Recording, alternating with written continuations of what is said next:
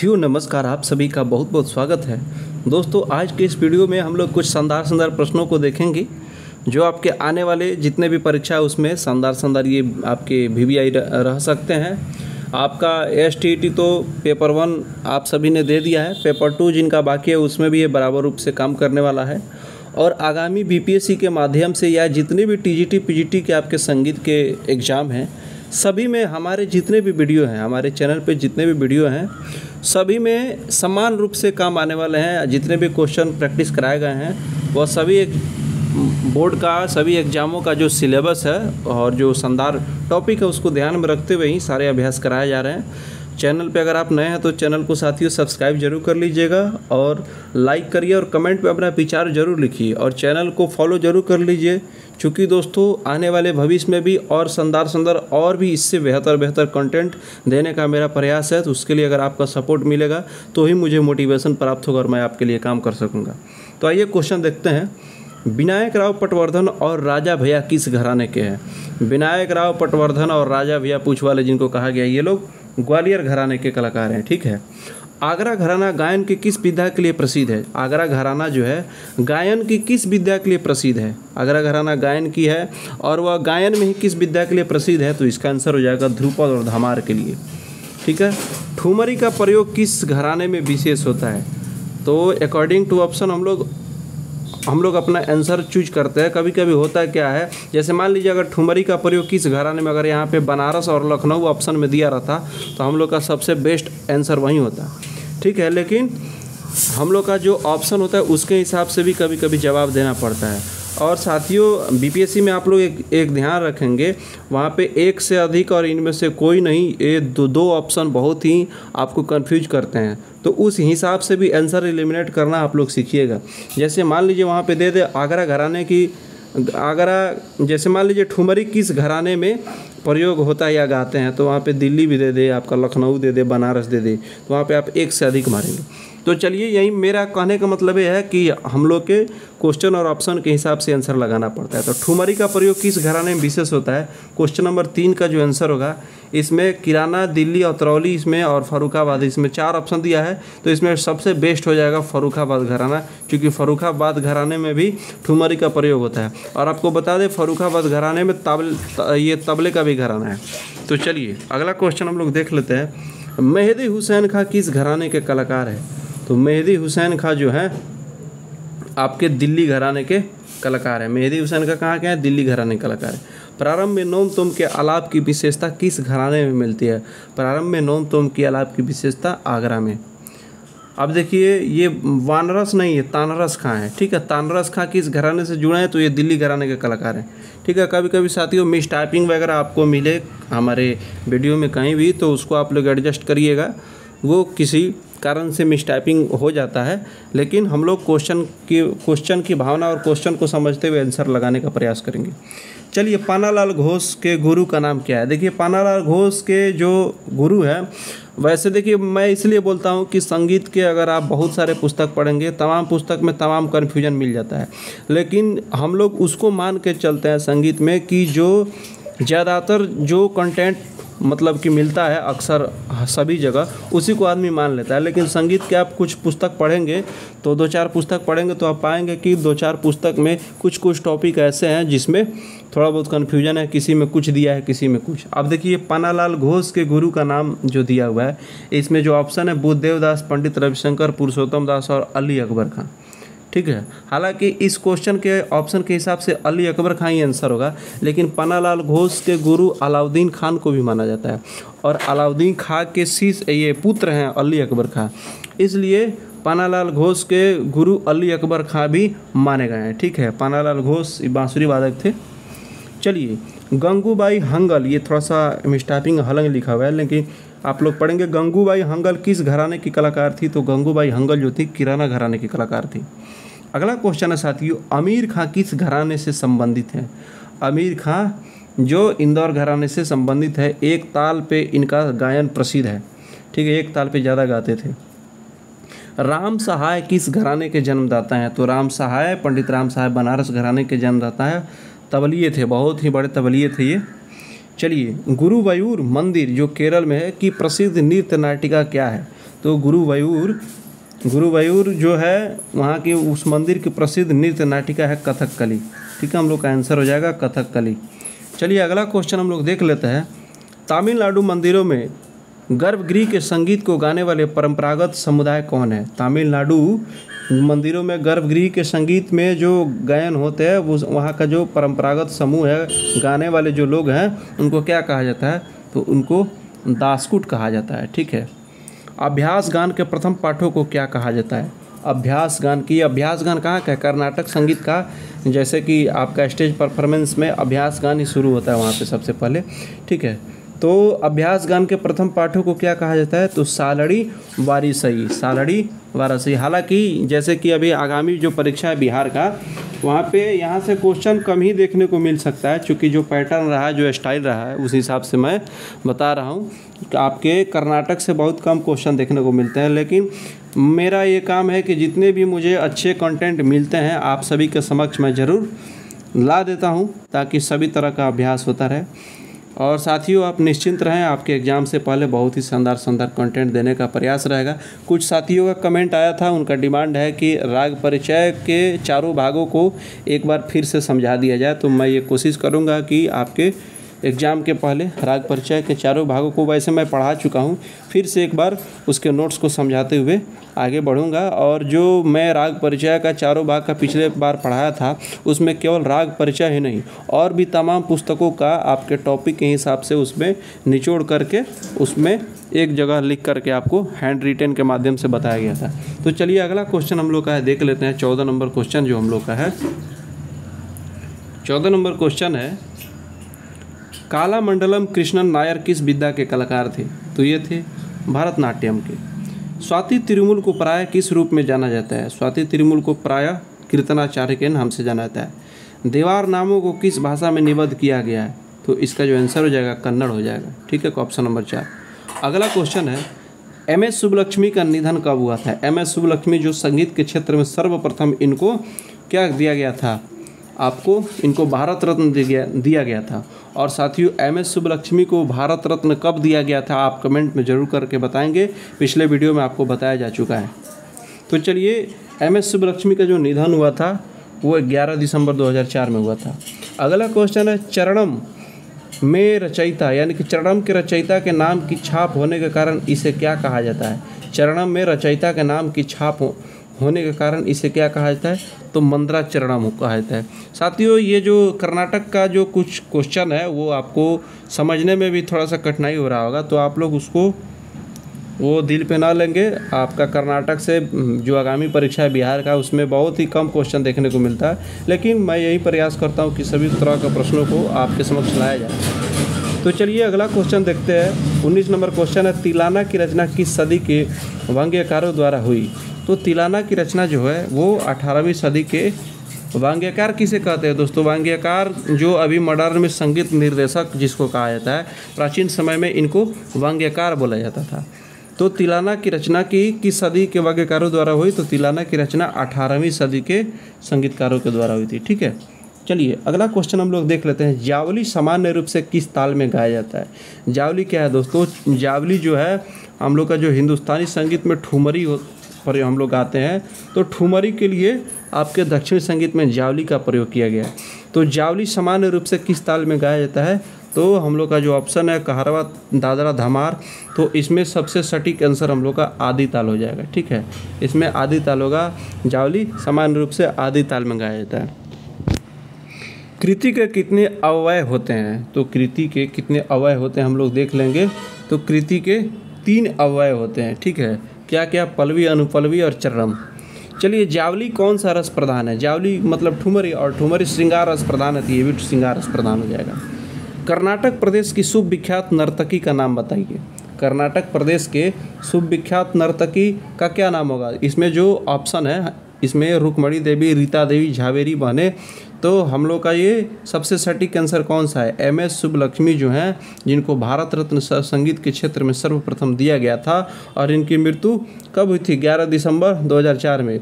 तो ये कर्नाटक प्रदेश की सबसे सुविख्यात नर्तकी हैं।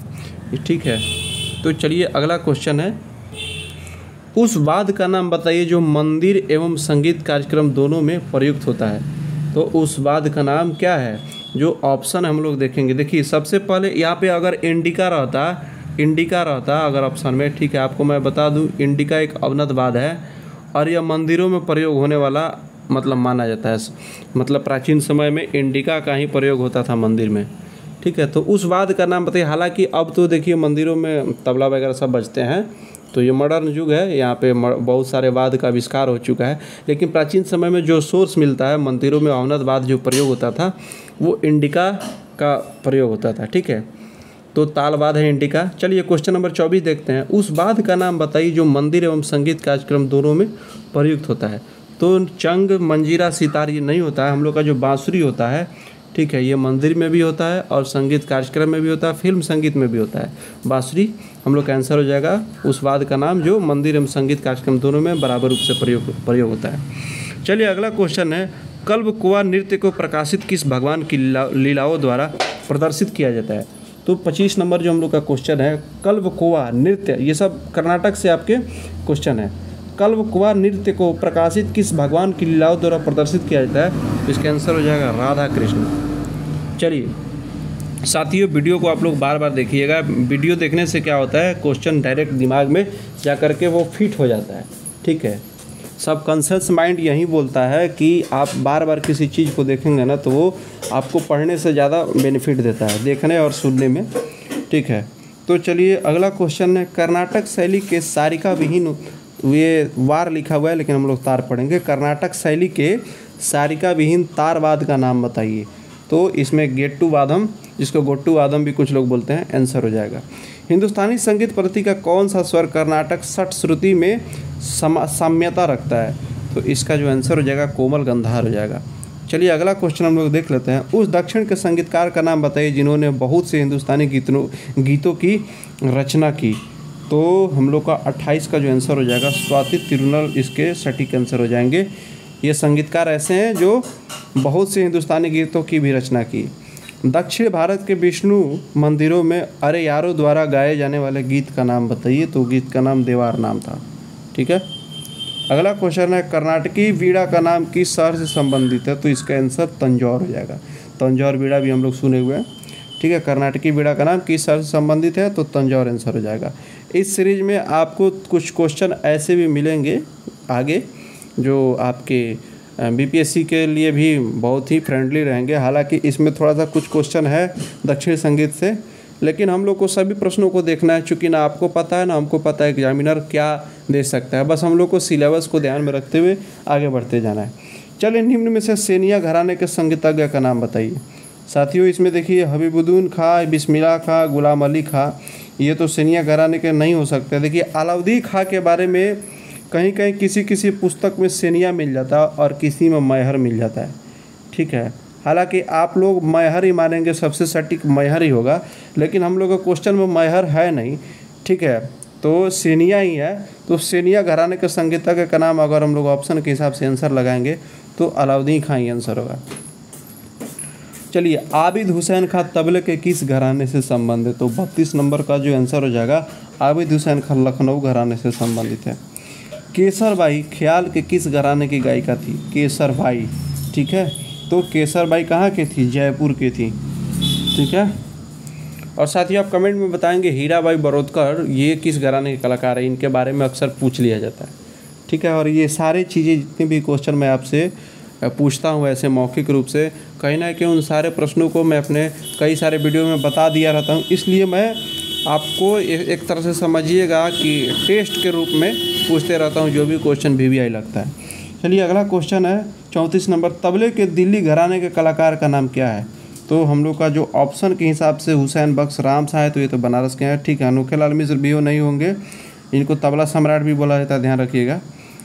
तो ये थोड़ा सा मिस टाइपिंग है, जनोखे लाल लिखा है लेकिन अनोखे लाल पढ़ेंगे, ठीक है। तो तबले के दिल्ली घराने के कलाकार का नाम क्या है? तो गामी खां इसके आंसर हो जाएंगे ऑप्शन के हिसाब से। गामी खां दिल्ली घराने के तबलिए थे।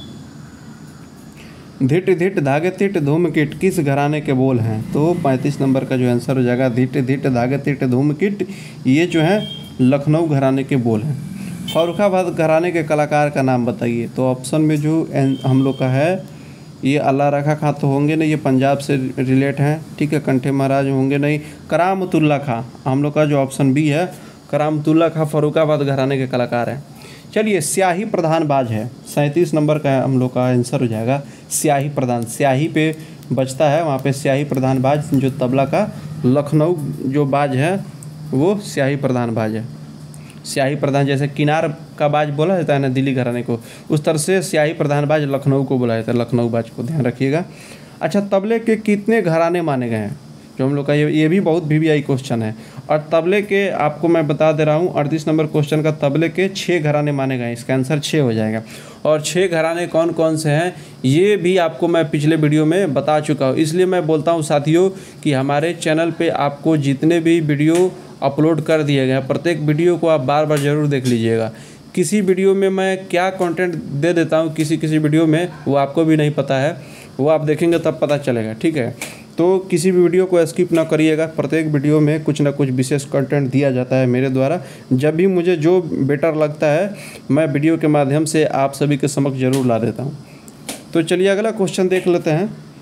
त्रयस्त्र जाति की रचनाएं किस घराने में बजाई जाती है? तो इसका जो आंसर हो जाएगा ये अजराड़ा घराना हो जाएगा। कुछ क्वेश्चन ऐसे होते हैं दोस्तों जो आप समझ नहीं सकते, बस उसको दिमाग में रखना है, ठीक है, कि एग्ज़ाम में आए तो हम लोग एक बार अगर देखे रहेंगे तो आंसर लग जाए। तो मेरा यही प्रयास है कि आपके सिलेबस को ध्यान में रखते हुए शानदार कंटेंट दिया जाए, बस आपका सपोर्ट मिलता रहे, फिर मैं बेटर काम करने के लिए उत्सुक रहूँगा। तो उसके लिए आप चैनल पे अगर नए हैं तो सब्सक्राइब जरूर कर लीजिएगा और साथियों में शेयर किया करिए, कमेंट में भी अपना विचार लिखिए। चलिए, लौ प्रधान बाज कौन सा है? तो लौ क्या बोलते हैं, लौ किसे कहते हैं ये भी पूछ लिया जाता है, लौ को भी मैं बता चुका हूँ, ठीक है। और चलिए इसका आंसर देख लेते हैं, लौ प्रधान बाज कौन सा है? तो इसका जो आंसर हो जाएगा सटीक आंसर बनारस होगा। बनारस जो है लौ प्रधान बाज है। किराने अगला क्वेश्चन है, किराना घराने के काले खां कौन सा बाज बजाते थे? जो काले खां थे किराना घराने के वो सारंगी बजाते थे। ध्यान रखेंगे काले खां कहाँ के थे? किराना घराने के थे। यहाँ से हम लोग का दो क्वेश्चन मिल जाता है। मेरा यही प्रयास रहता है, अगर मान लीजिए मैं 50 क्वेश्चन किसी वीडियो में कराता हूँ तो वहाँ पे आंसर जो क्वेश्चन जो होता है 50 से ज़्यादा मैं कराने का प्रयास करता हूँ, 70-80 कम से कम तो हो ही जाता है। फयाज खां किस घराने के हैं? फयाज खां जो है आगरा घराने के कलाकार हैं। साथियों, मैं अब तक बहुत सारे प्रश्नों को करा चुका हूँ। अगर आप मेरा शुरू से वीडियो देख लेते हैं टोटल, तो मैं यकीनन कहता हूँ कि आप एग्ज़ाम में बहुत अच्छा कर सकेंगे। चलिए, फयाज खां किस घराने के हैं? तो आगरा घराने के हैं। ये तो बहुत ही VVI क्वेश्चन है। पंडित जसराज के गुरु कौन है? पंडित जसराज जो मेवाती घराने के कलाकार थे, इनके जो गुरु हैं मणिराम हो जाएंगे, ठीक है। मुश्ताक हुसैन खां किसके गुरु है? मुश्ताक हुसैन खां, ठीक है। मुश्ताक हुसैन का 44 नंबर क्वेश्चन का ये किनका हो जाता है? शंकर राव पंडित का। तो 44 का आंसर हो जाएगा शंकर राव पंडित के गुरु थे। साथियों, शंकर राव पंडित के गुरु शंकर पंडित भी माने जाते हैं जो उनके पिता थे, ठीक है। हद्दू हसू खां भी इनके गुरु माने जाते हैं। तो ये डिपेंड करता है ऑप्शन और क्वेश्चन के हिसाब से कि हम लोग को आंसर लगाना क्या है, ठीक है। तो इसमें वो ऑप्शन दिया भी नहीं है और एक से अधिक का भी प्रावधान नहीं है इस आंसर में, तो 4 ही ऑप्शन है। तो मुश्ताक हुसैन खां किसके गुरु हैं? शंकर राव पंडित। और इस तरह का क्वेश्चन में बहुत बार कन्फ्यूजन भी हो जाता है, क्योंकि एक ही कलाकार कई गुरु से सीखे रहते हैं। तो कोई पुस्तक में जो राइटर है वो क्या मानते हैं वो उनके ऊपर डिपेंड करता है क्वेश्चन बनाने वाले पे। लेकिन ये चीज़ ध्यान में रखना चाहिए हम लोगों को कि आंसर और क्वेश्चन के हिसाब से आदमी आंसर एलिमिनेट कर सके। तो मुश्ताक हुसैन खां के गुरु, मुश्ताक हुसैन खां किसके गुरु थे? तो शंकर राव पंडित के गुरु थे, ग्वालियर घराने के, ठीक है। अगला क्वेश्चन है, दौरे स्वामी अयंगर किस विद्या से संबंधित हैं? तो 45 नंबर का जो आंसर हो जाएगा दौरे स्वामी अयंगर, ये 45 का क्या आंसर हो जाएगा? दौरे स्वामी अयंगर किस विद्या से संबंधित है? तो ये बीड़ा वादन करते थे, ठीक है। अगला क्वेश्चन है 46, जावली किसके समक्ष गाया जाता है? तो मैं अभी बता चुका हूँ ठुमरी को जावली कहा जाता है। खंजरी को कर्नाटक प्रदेश में क्या कहा जाता है? खंजरी जो वाद है, खंजरी, ठीक है। तो ये शायद घन वाद है ना, आप कमेंट करके बताएंगे। खंजरी वाद घन वाद ही है। खंजरी को कर्नाटक प्रदेश में क्या कहा जाता है? तो 47 का जो ऑप्शन हो जाएगा मंजीरा कहा जाता है, ठीक है। खंजरी को कर्नाटक प्रदेश में उस वहाँ पे मंजीरा, गंजीरा लिखा हुआ है लेकिन मंजीरा इसको कहा जाता है। चलिए अगला क्वेश्चन है, प्रचलित कर्नाटक बीड़ा का नाम किस शहर से संबंध है? प्रचलित कर्नाटक बीड़ा का नाम कहाँ से संबंधित है? हम लोग का 48 का जो आंसर हो जाएगा तंजौर हो जाएगा। ठीक है, तंजौर का बीड़ा भी है, प्रचलित कर्नाटक बीड़ा तंजौर। ठीक है, कर्नाटक बीड़ा आप तंजौर से रिलेट करेंगे। कर्नाटकी राग हेमावती किस कलाकार द्वारा निर्मित राग है? तो 49 का जो आंसर हो जाए कर्नाटकी राग हेमावती रविशंकर के द्वारा निर्मित राग है हेमावती।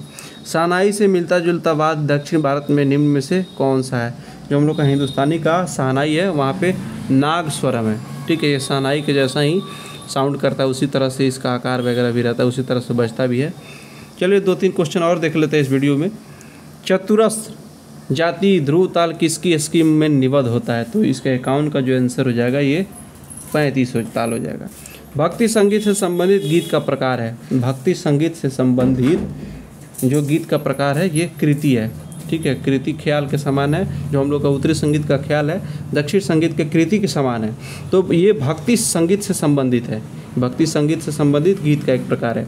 अगला क्वेश्चन है जावली के रचनाकारों में निम्न में से कौन से हैं? यानी कि जावली के जो ऑप्शन है इसमें से जावली के रचनाकारों में निम्न में से कौन है? जावली के जो रचनाकार हैं वो दक्षिण भारत के कर्नाटकी के स्वाति तिरुनल है। साथियों इस वीडियो में हम लोग बस इतना ही क्वेश्चन देखते हैं, क्योंकि वीडियो का जो लेंथ है वो लंबा हो जाता है, तो आपको भी देखने में और मुझे भी वीडियो करने में थोड़ा सा बोरिंग लगता है। मेरा यही टारगेट रहता है कि छोटे छोटे वीडियो में बहुत सारे तमाम प्रश्नों को कम समय में ज़्यादा कराया जाए। तो मिलते हैं और भी शानदार प्रश्नों के साथ नेक्स्ट वीडियो में, तब तक के लिए आपका बहुत बहुत धन्यवाद।